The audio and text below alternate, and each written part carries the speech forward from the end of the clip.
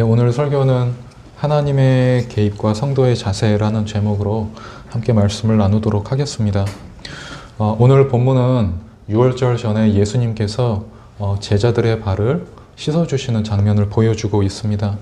이때 베드로는 극구 사양했지만 예수님은 내가 너를 씻기지 않으면 네가 나와 상관이 없다고 말씀하셨습니다. 이에 베드로는 내 발뿐만 아니라 내 손과 머리도 씻어달라고 말합니다. 이에 예수님께서는 이미 목욕한 자는 더 이상 씻을 필요가 없다고, 너희는 다 깨끗하다고 말씀하셨습니다. 그리고 그러나 다는 아니라고도 말씀하셨습니다. 예수님이 제자의 발을 씻어준다는 건 이해되지 않는 행동이었습니다. 고대 이스라엘 문화에서 선생님이 사람들의 발을 씻어준다는 것은 유대인이 아니라 비유대인이나 또 노예들이 하는 행동이었다고 합니다. 그런데 그 행동을 지금 선생님이신 예수님께서 하셨던 겁니다. 여러분이 보통 오늘 이 본문을 가지고 설교를 들을 때 대부분은 섬김의 본을 보이신 예수님 혹은 용서를 주제로 설교를 들었을 겁니다. 그리고 등장인물로는 예수님과 베드로가 등장하죠. 그런데 오늘은 베드로 대신 가룟 유다를 통해 하나님이 성도의 삶에 어떻게 개입하시는지, 또 성도는 하나님의 일하심에 어떻게 반응해야 하는가에 대해서 함께 나눠보도록 하겠습니다. 우리 믿는 사람들은 성령님께서 우리와 함께 하신다는 것을 아마 머리로는 아실 겁니다. 제가 지금 머리로는 안다라고 제약을 둔 이유는 실제 우리가 살아가는 이 필드에서 하나님의 강렬한 임재를 경험하면서 느끼면서 사는 경우는 거의 없고, 대부분은 여러분 혼자 있는 것 같을 때가 많을 겁니다. 그러나 성경이 일관되게 선포하는 것이 있다면 하나님의 영이 우리와 함께 하신다입니다. 바로 이 지점이 성도들에게 어려운 지점일 것 같은데, 그렇다면 하나님은 성도의 삶에 어떻게 개입하시는 걸까요? 사실 이것은 매우 주관적이라서 맥을 잡고 설명하는 게 어렵습니다. 하나님께서 각각의 인생에 개입하실 때는 어떤 하나의 방법과 하나의 형태로 역사하시고 일하시는 것이 아니라 다양한 방법과 다양한 형태로 개입하시고 일하시기 때문입니다. 그래서 우리는 이 성경이라는 객관적 지표를 통해 하나님의 일하심을 추측해 볼 수 있는데, 먼저 본문을 중심으로 생각해 보면 하나님은 인간의 마음에 어떤 생각을 불어넣으시고 일을 하십니다. 2절에 마귀가 가룟 유다의 마음에 예수를 팔려는 생각을 넣었다고 말하는데, 새번역 성경으로 빌립보서 2장 13절에 보게 되면 하나님은 여러분 안에서 활동하셔서 여러분으로 하여금 하나님을 기쁘게 해드릴 것을 염원하게 하시고 실천하게 하시는 분이라고 말씀합니다. 이 두 구절은 이런 뜻입니다.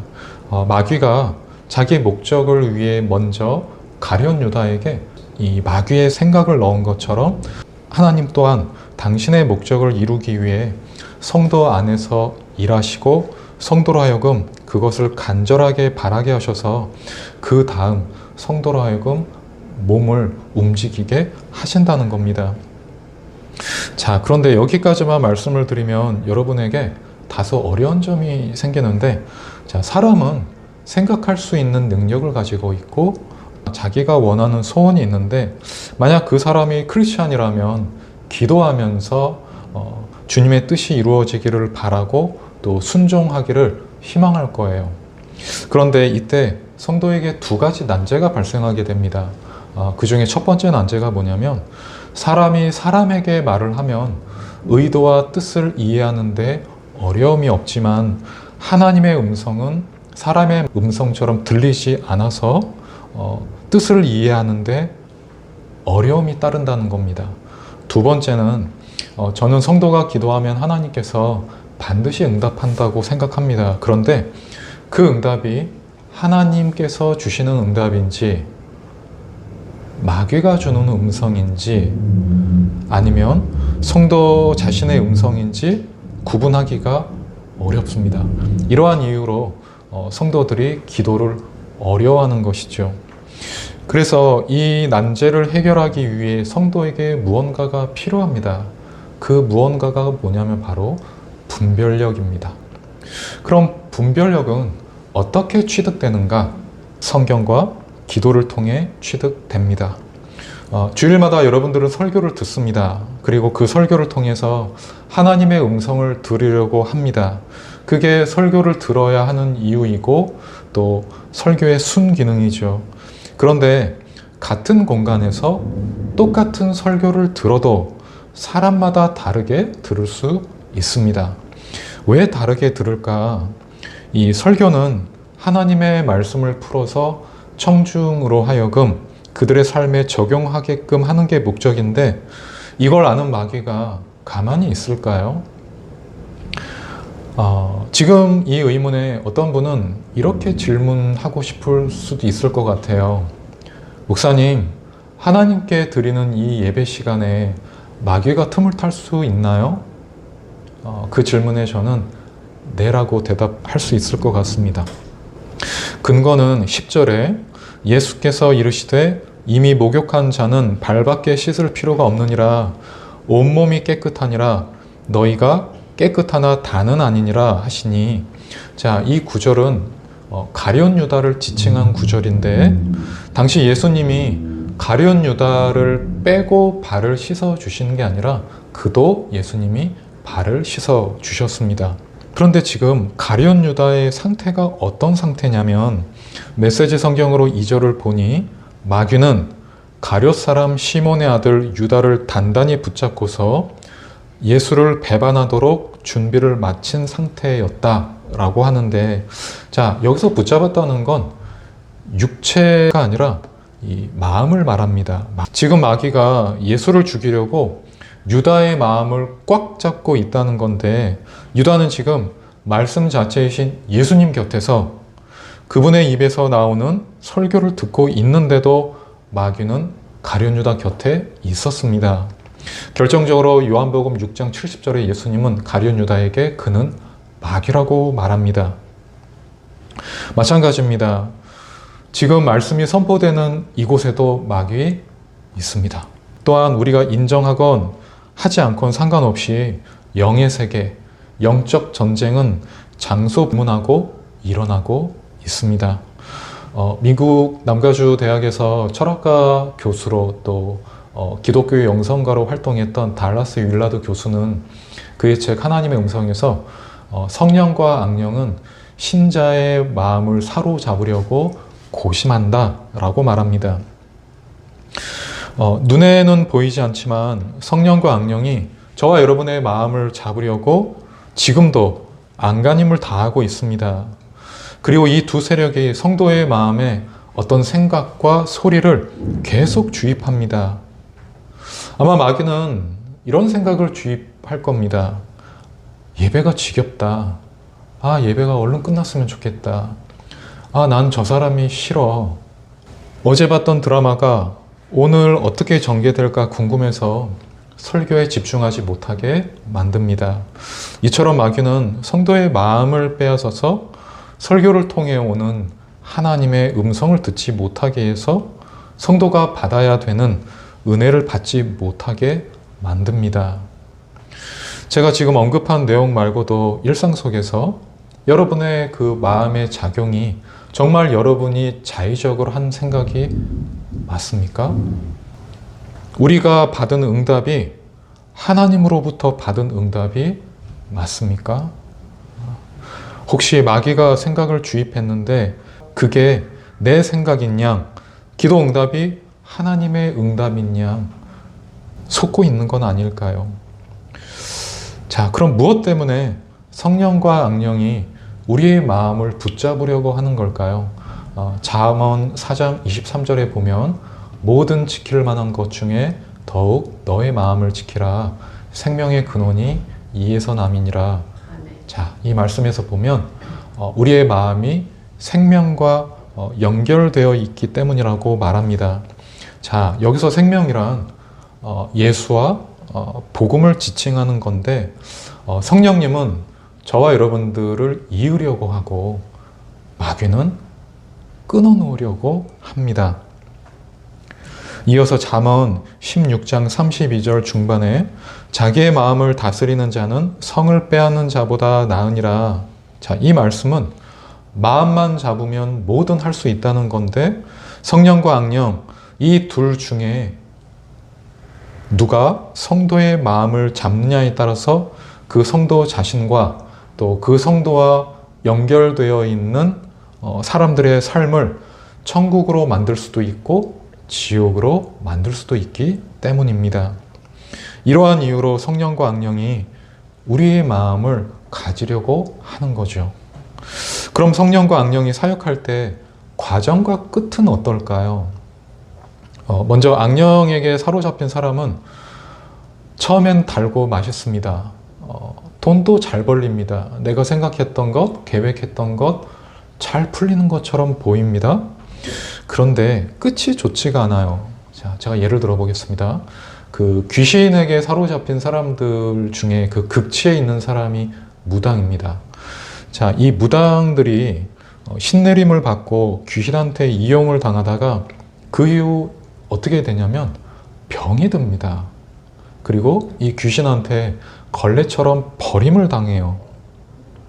그래서 그걸 아는 어떤 사람들은 신내림을 받지 않으려고 목사님들에게 찾아갑니다. 도와달라고 찾아가요. 또 어떤 사람들은 자기 몸을 빼앗길 바에, 귀신에게 빼앗길 바에 차라리 죽는 게 낫다면서 극단적인 선택을 하기도 합니다. 그들뿐만 아니라 마귀는 인간을 사망과 멸망으로 몰아넣습니다. 왜 그렇게 할까요? 그게 그들의 사명입니다. 자, 그럼 반대로 성령의 인도를 받으면 어떨까요? 평안하고 행복합니다. 그런데 그뿐일까요? 물론 그런 때도 있지만 좀 더 사실에 부합해서 설명하면 성령의 인도를 받는 사람들은 하나님을 믿지 않는 사람들보다 사는 게 좀 더 힘이 듭니다. 매사에 자주 참아야 됩니다. 어쩔 때는 손해를 당하기도 하고 또 자존심이 뭉개져도 감사해야 되고 가끔은 억울한 일도 겪어요. 내 마음대로 하면 안 되는 게 많아서 사는 게 불편합니다. 죄 안 짓고 신앙생활 열심히 하면 평안하고 좋은 일만 생길 거라고 생각했는데 이상하게 인생이 굴곡집니다. 그래서 가끔 이런 생각이 듭니다. 적당히 타협하면서 신앙생활 하는 사람들처럼 나도 그렇게 살면 어떨까? 이처럼 유혹을 받습니다. 혹시 여러분 중에 이와 같이 유혹을 받는 분이 계신다면 한번 이 부분을 생각해 보시기 바래요. 여러분, 교회에 다닌다고 해서 전부 다 영적인 성도일까요? 교회에 다닌다고 해서 전부 다 영적인 성도는 아닙니다. 교회에 출석하는 사람들이 전부 하나님의 자녀는 아니라는 겁니다. 자, 이걸 가르치려고 예수님이 곡식과 가라지 비유를 말씀하신 건데 이 곡식과 가라지는 두 영역에 이 두 존재가 구분되어 있는 게 아니라 한 공간에 이 두 존재가 함께 공존합니다. 함께 섞여 있다고 말씀하셨습니다. 성도 여러분, 신앙생활의 지침과 모델은 같은 교회에 출석하고 있는 저 성도가 아니라 성경과 그 속에 설명되어 있는 예수님이라는 걸 잊으면 안 됩니다. 이런 의미에서 제대로 정석으로 신앙생활하는 성도는 세상의 법과 하나님의 법 사이에서 적당하게 타협하며 사는 걸 어려워합니다. 사실 신앙생활을 잘하고 있는 신자도 때로는 내가 사랑받기 위해 태어난 사람이 맞나 이런 생각이 의심이 됩니다. 또 그런 생각이 들 만큼 살다 보면 가슴이 무너질 때가 있습니다. 그런데 그러함에도 불구하고 신자가 신앙에서 미끄러지지 않고 하나님께 마음을 들이면 뭔가 그 속에 평강이 있고 뭉클함이 있습니다. 힘든 나날이 끝날 기미가 보이지 않으면 왠지 하나님께 버림받은 것 같아서 하나님이 원망스러울 때가 있죠. 사랑하는 여러분, 혹시 이 자리에 고통 가운데 계시는 분이 있다면 주님 도와주십시오. 이런 기도도 해야 되지만 한번 이렇게 기도해 보시기 바랍니다. 주님은 크시고 광대하시며 선하신 분이십니다. 주님, 영광을 받으시옵소서. 그리고 이 기도 끝에 세상은 할 수 없는 말이지만 신자인 여러분은 이렇게 고백해 보시기 바랍니다. 주님, 사랑합니다. 주님, 사랑합니다. 중요한 건 당시에는 하나님이 우리를 잊은 것처럼 느껴졌지만 그 과정을 통과한 분은 어느샌가 자신의 영과 인격이 성장해 있다는 것을 발견하게 됩니다. 영광을 받기 위해 고난도 받아야 된다는 하나님의 말씀을 머리가 아니라 가슴으로 받아냅니다. 무엇보다 신자는 자신이 받은 구원과 복음을 귀하게 여깁니다. 또 내 주위의 어려운 사람들을 보면 그냥 지나치지 못합니다. 고난을 겪어보니 지체의 고통이 눈에 보이고 그들이 측은합니다. 세상을 포기하지 않으시는 하나님의 긍휼이 느껴집니다. 혹시 여러분 가운데 신앙생활을 잘하고 있는데 삶이 울퉁불퉁한 길을 걷고 있는 분이 계신다면 내가 지금 잘 가고 있는 건가? 이처럼 의심하지 않아도 됩니다. 그분은 지금 잘 가고 있는 겁니다.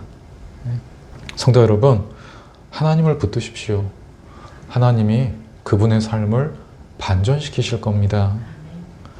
하나님의 역사 무대에서 그분을 귀하게 사용하실 겁니다. 여러분 힘을 내십시오. 하나님이 여러분과 함께 계십니다. 자, 우리는 지금 누구의 소리를 들으며 살고 있을까요? 성령의 소리입니까? 아니면 마귀의 소리입니까? 그것도 아니면 그저 내 욕망의 소리를 들으며 살고 있는 건 아닌지, 또는 아무 생각 없이 그냥 되는 대로 살고 있는 건 아닌지 바라기는 성령님의 인도를 따라 사는 저와 여러분이 되기를 바랍니다. 자, 그럼 이 세 음성을 구분하려면 어떻게 해야 될까요? 결론부터 말씀을 드리면 기본을 하면 됩니다. 자, 지금 말씀드린 기본이란 첫 번째로 성경을 읽어야 됩니다. 자, 생각해 보십시오. 여러분, 성경은 책이죠. 그런데 우리가 학교에서 배우는 이 교과서도 책이에요. 자, 그럼 그 교과서는 누가 만드나요? 그 분야를 전공한 사람이 만듭니다. 그런데 성경의 저자는 사람이 아니라 신이신 하나님이 저자입니다. 자, 성경은 하나님이 자신이 원하는 바를 이 책에 담아서 그걸 읽는 독자에게 인생을 어떻게 살아야 되는지에 대한 어떤 지침이 되기도 하고, 성경을 읽는 사람들에게 하나님이 때마다 응답을 주시기 때문에 성경을 읽어야 된다고 하는 겁니다. 이어서 디모데후서 3장 15절에서 17절에 보게 되면, 또 어려서부터 성경을 알았나니 성경은 능히 너로 하여금 그리스도 예수 안에 있는 믿음으로 말미암아 구원에 이르는 지혜가 있게 하느니라. 모든 성경은 하나님의 감동으로 된 것으로 교훈과 책망과 바르게 함과 의로 교육하기에 유익하니 이는 하나님의 사람으로 온전하게 하며 모든 선한 일을 행할 능력을 갖추게 하려 함이라. 이러한 이유로 우리는 성경을 읽어야 되는 것이죠. 이 시간 하나님의 지혜가 우리와 함께 하시기를 바랍니다. 두 번째는 예배에 빠지지 마십시오. 여러분 한번 한 발자국 뒤로 물러나서 여러분들이 지금 마주하고 있는, 매일 마주하고 있는 그 세상을 한 걸음 뒤로 물러나서 한번 바라봐 보시기 바랍니다. 어떻습니까? 오염되어 있지 않습니까? TV를 보면 사람이 사람을 손과 발로 때려서 멍이 들고 뼈가 부러지고 기절하고 때로는 죽기까지 하는데 사람들은 그 모습을 보면서 환호합니다. 그리고 돈을 줍니다. 세상은 그걸 스포츠라고 말합니다. 또 세상은 자유와 평등이라는 이름하에 동성애를 옹호하는 방송을 내보내서 하나님의 말씀에 정면으로 도전합니다. 언론을 보십시오. 공정해야 할 언론이 많은 경우 공정하지 못할 때가 많지 않습니까? 사실 멀리까지 갈 필요도 없이 지금 여러분이 살면서 추구하거나 여러분에게 기쁨을 주는 그것이 무엇입니까? 우리가 생활하면서 예수 때문에 기분 좋았던 경우가 몇 번이었나요? 세상은 우리로 하여금 쾌락을 추구하게 하지 절대로 하나님께 인도하지 않습니다.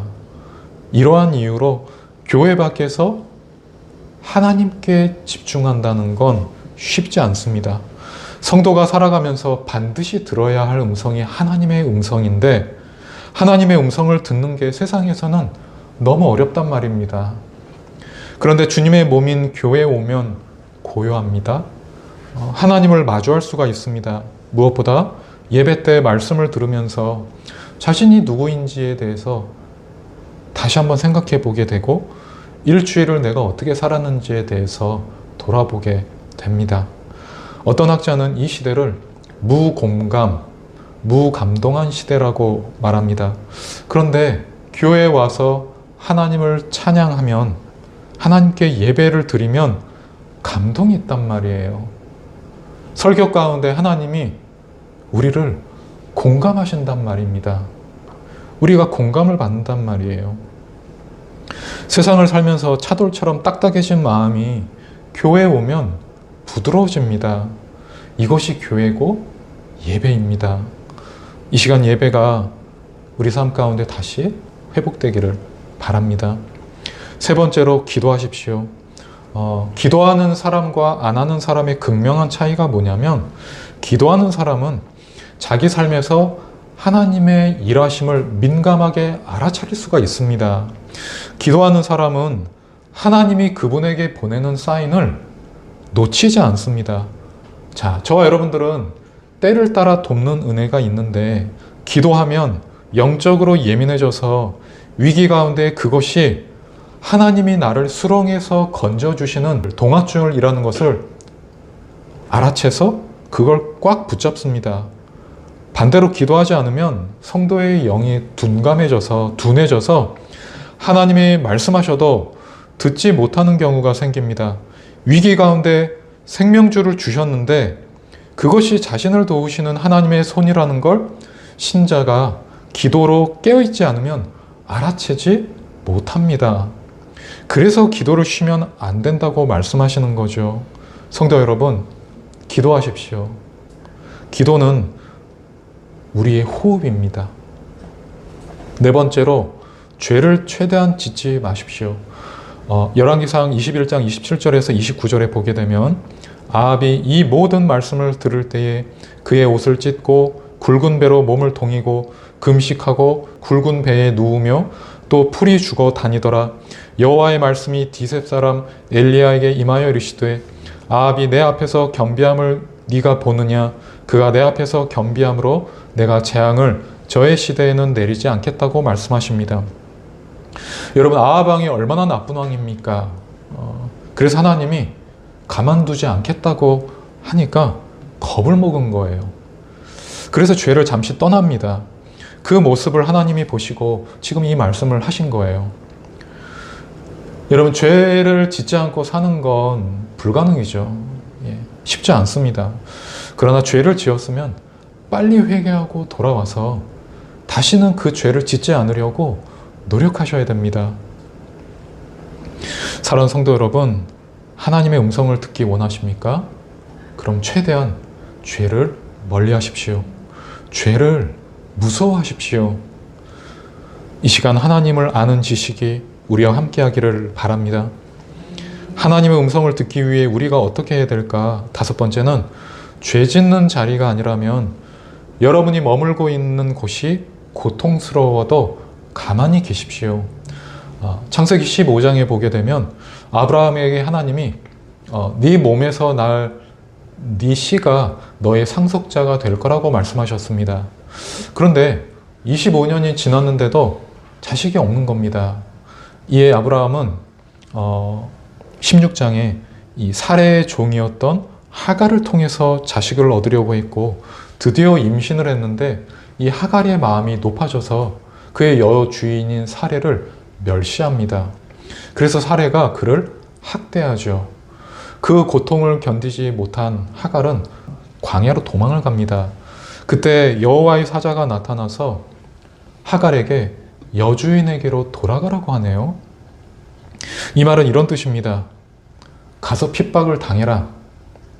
너를 괴롭히는 사람한테 머리를 숙이고 복종하라는 겁니다. 여러분, 고통을 좋아하는 사람이 어디 있겠습니까?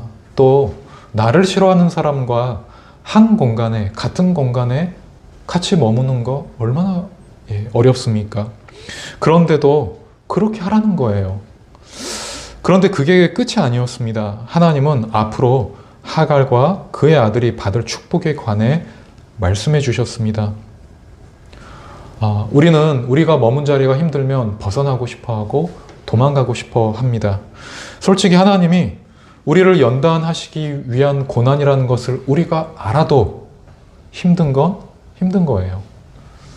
그래서 피하고 싶고 도망가고 싶죠. 그러나 하나님이 나에게 허락한 자리라면 도망가면 안 됩니다. 내 인생 이게 뭐지? 내 인생 이게 뭐지?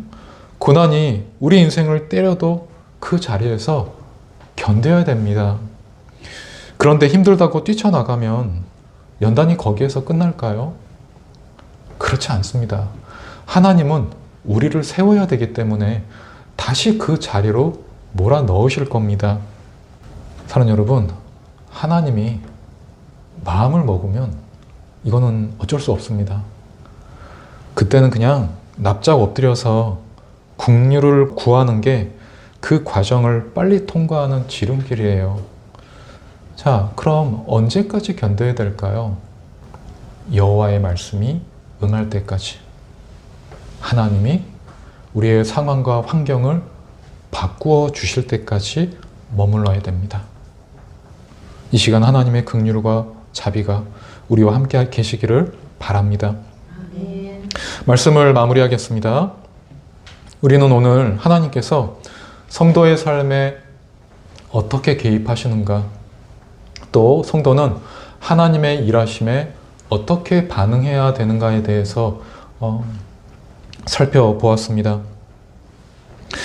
사실 하나님의 음성을 듣는다는 것 어렵습니다. 그런데 하나님의 음성을 우리가 들어도 내 뜻과 맞지 않으면 순종하기란 어렵습니다. 그리고 응답이 금방 눈에 보이지 않아도 순종하기 어렵고, 또 그 응답이 하나님이 나에게 주신 응답인가를 의심하기도 합니다. 자, 그럼 이 시점에서 여러분, 믿음이라는 게 뭘까요? 믿음이란 하나님이 주신 약속을 성도가 가지고 있으나 아직 성취되지 않은 것. 그럼 믿음의 특징은 뭘까요? 믿음의 특징은 의심과 갈등일 수밖에 없습니다. 이러한 이유로 단번에 정금 같은 믿음을 소유한다는 건 불가능합니다. 정금 같은 믿음은 세월을 보내야 됩니다. 시간이 필요하다는 겁니다. 또한 믿음은 개인이 스스로 취득할 수 있는 영역이 아니라 하나님이 성도에게 주시는 은혜입니다. 사랑하는 성도 여러분, 예수님의 생애만 봐도 알 수 있듯이 신앙의 길은 평탄하지만은 않습니다. 그러나 로마서 8장 28절에 우리가 알거니와 하나님을 사랑하는 자 곧 그 뜻대로 부르심을 입은 자들에게는 합력하여 선을 이룬다고 말씀하셨습니다. 하나님은 저와 여러분들이 마주하는 슬픔, 고통, 비통, 자책, 죄책감, 수치심, 원망도 그 모든 걸 합하여 선을 이루실 수 있는 분입니다. 사랑하는 우리 힐링교회의 성도 여러분, 우리 이 말씀 붙들고 사람이 아니라, 세상이 아니라 우리 하나님께 우리의 소망을 두고 살아갑시다. 이후 하나님이 영광의 면류관을 저와 여러분들에게 주실 겁니다. 할렐루야. 하나님의 평강과 축복이 여러분과 함께 하시기를 바랍니다. 다시 마주해야 될 일주일의 삶 가운데도 여러분 승리하시고 하나님 붙잡고 우리 기도하면서 그렇게 우리 살아갑시다. 아멘.